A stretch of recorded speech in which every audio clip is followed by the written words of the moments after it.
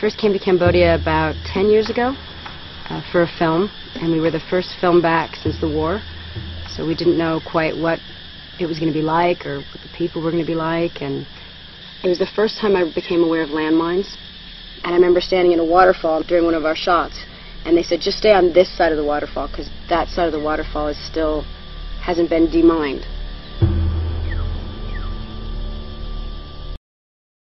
From America, I thought, what does that mean? It hasn't been demined. It's just the craziest. It doesn't cross our mind that there are all these children and people walking around areas that have landmines in the grounds, and that that's just a part of their daily life.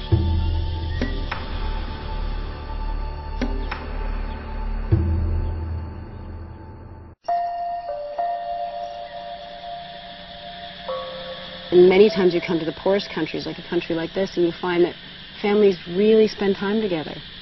They work together, they hold on to whatever little they have, and it binds them, and they appreciate, and so they spend their time, and one of their big things is to just go up on an elephant and watch the sunset. So sometimes the simple pleasures of life and not having very much tends to keep a family together in a way that I think we can learn from, that I certainly have learned from. Appreciate something very simple.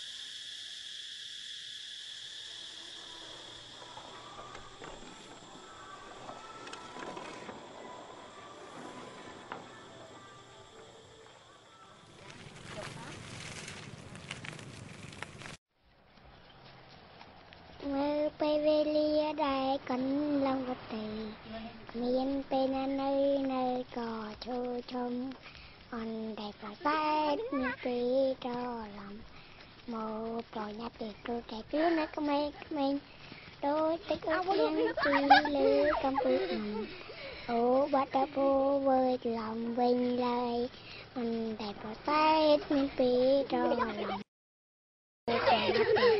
luôn nó không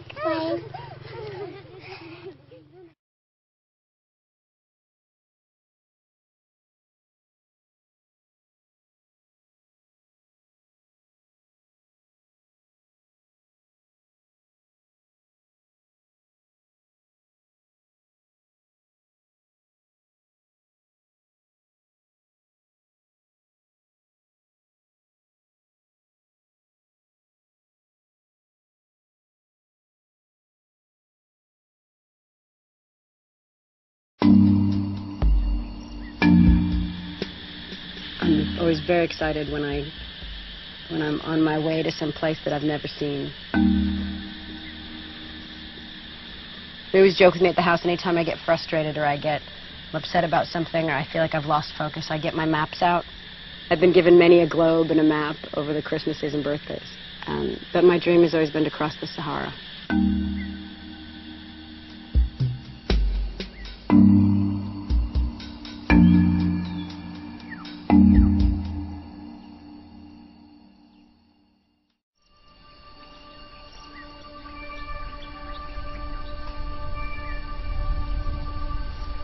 Cambodia, I think, is one of the most beautiful countries in the world. I fell in love with it at first, and the people, and then I came back a few years later with the UN. I was playing bricks with a little boy on the floor. We were playing with these blocks, and it dawned on me that my family was here, and and I had never really, I'd thought about adoption, but I hadn't really it hadn't all made sense. It hadn't come together. I wasn't ready to be a mom. I didn't know anything. But I saw this little boy, and I thought, I don't know, I don't believe in fate or destiny or things like that, but something suddenly felt right. And then I came back a third time and met my son.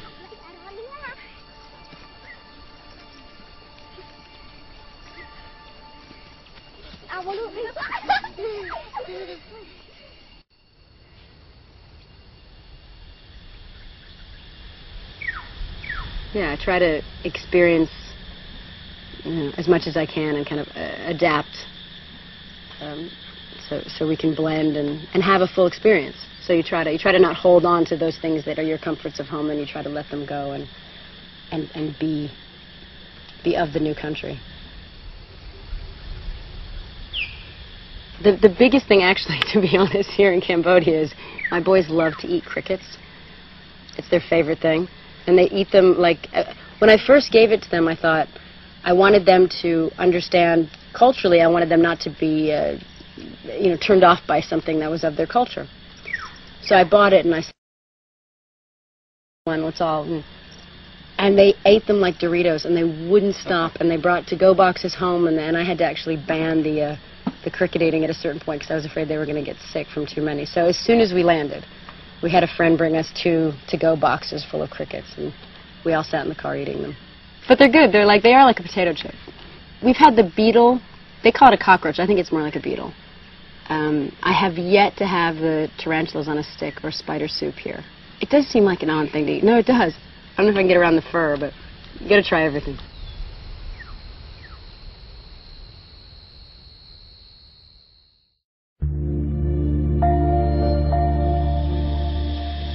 It was a really, really big education for me in how much I didn't learn in school, because they'd touched on the Vietnam War, and they'd touched on maybe a little bit about Cambodia, but they really didn't, in the school I went to, get into depth about really what happened and really how much these people suffered and really how horrific it was. And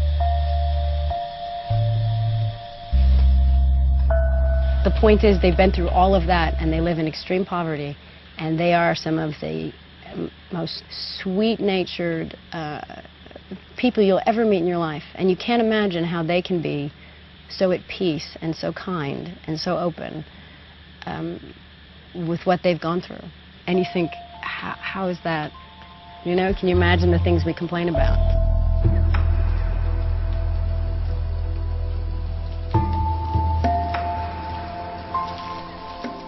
There's a very, very dark, heavy side to this country, but there's also a great deal of beauty and an extraordinary amount of good people doing great work and helping each other. And it is extremely important to focus on all that they do have that's beautiful, and all that they have accomplished, and all that they've come through, considering their past.